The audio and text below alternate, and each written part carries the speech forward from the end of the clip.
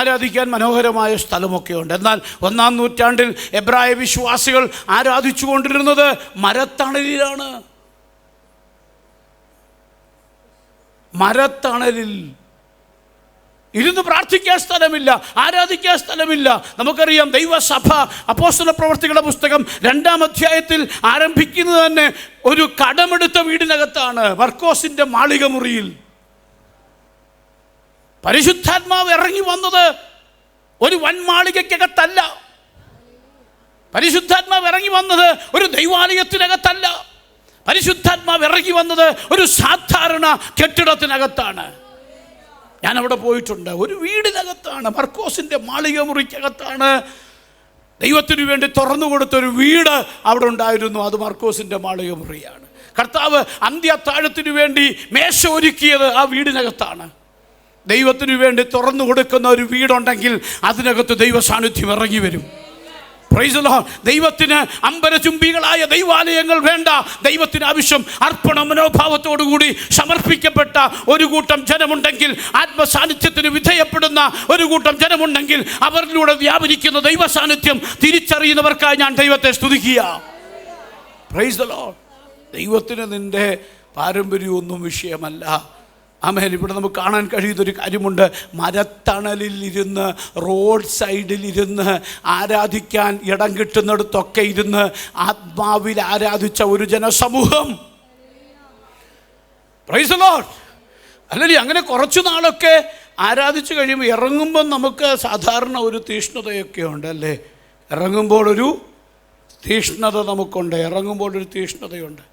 കുറച്ചു നാളൊക്കെ ഇറങ്ങി പ്രാർത്ഥിച്ചു, ആരാധിച്ചു, ഒരു പരുവൊക്കെ ആയിക്കഴിയുമ്പോൾ നമുക്ക് ഒരു മടുപ്പ് തോന്നാറുണ്ട്. അങ്ങനെ മടുപ്പ് തോന്നിയ ആരെങ്കിലും ഇതിനകത്തുണ്ടോ?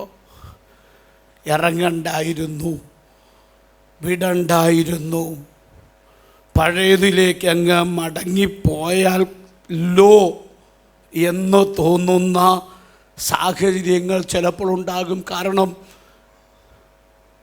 ഇല്ലേ, നമ്മുടെ വിട്ടുവന്ന കൂട്ടത്തിൽ നിന്ന് കുടുംബത്തിൽ നടക്കുന്ന പ്രധാനപ്പെട്ട കാര്യങ്ങൾക്ക് നമ്മളെ വിളിക്കാതെ വരുമ്പം, പെന്തിക്കോസ്തിൽ പോയെന്നും പറഞ്ഞുകൊണ്ട് ഒറ്റപ്പെടുത്തുകൾ അനുഭവിക്കുമ്പോൾ, നമ്മുടെ വിഷയങ്ങൾ വരുമ്പോൾ, നമ്മുടെ കുഞ്ഞുങ്ങളുടെ വിഷയങ്ങൾ വരുമ്പോഴൊക്കെ ഇറങ്ങണ്ടായിരുന്നു, ഇന്ന് കുഴപ്പമില്ല, ഇന്ന് പെന്തിക്കോസ്ത് എന്നൊക്കെ പറയുന്ന ഒരു അഭിമാനമാണ്. എല്ലാ കാറ്റഗറിയിലുമുള്ള, എല്ലാ തരത്തിലും, എല്ലാ ചുറ്റുപാടുകളിൽ നിന്നുള്ളവരെല്ലാം ഒരുമിച്ച് കൂടുന്ന ഒരു സമ്മേളന സ്ഥലമായി പെന്തക്കോസ്ത് സഭകൾ തീർന്നിരിക്കും. എന്നാൽ 1-ാം നൂറ്റാണ്ടിൽ അങ്ങനല്ല. റിജക്റ്റഡായിട്ടുള്ള, ആർക്കും വേണ്ടാത്ത, ഒറ്റപ്പെട്ടു പോയ അനുഭവങ്ങൾ ഇറങ്ങിത്തിരിച്ച ഭക്തന്മാർ നോക്കുക, അവർ കർത്താവിനെ മുറുകെ പിടിച്ചു നിന്നു. അവർ കർത്താവിനെ മുറുകെ പിടിച്ചു നിന്നു. പട്ടിണി കിടക്കുന്ന സമയത്തും അവർ കർത്താവിനെ മുറുകെ പിടിച്ചു.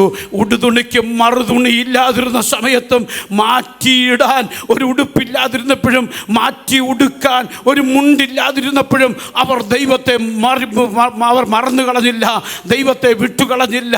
ദൈവത്തിന് സ്തോത്രം. അവർ വയറ് മുറുക്കി ഉടുത്ത് പട്ടിണി കിടക്കുമ്പോഴും അവർ ദൈവത്തെ വിട്ടുകളഞ്ഞില്ല. അവരുടെ വീടിനകത്ത് ആഹാരം ഇല്ലാതിരുന്നപ്പോഴും വെറുതെ ചിമ്മിനിയിലൂടെ വിറക് കത്തിച്ച്, ചൂട്ട് കത്തിച്ച് പുക വിടുമായിരുന്നു. കാരണം ഞങ്ങൾ ഇന്ന് ആഹാരം വെച്ചില്ലെന്ന് നാട്ടുകാർ അറിയരുത്. നോക്കുക, ദൈവത്തെ സേവിക്കാൻ ഇറങ്ങിയ ഭക്തന്മാർ കൊടുത്ത വില ചെറുതല്ല. അവർ ദൈവത്തെ മുറുകെ പിടിച്ചു നിന്നു.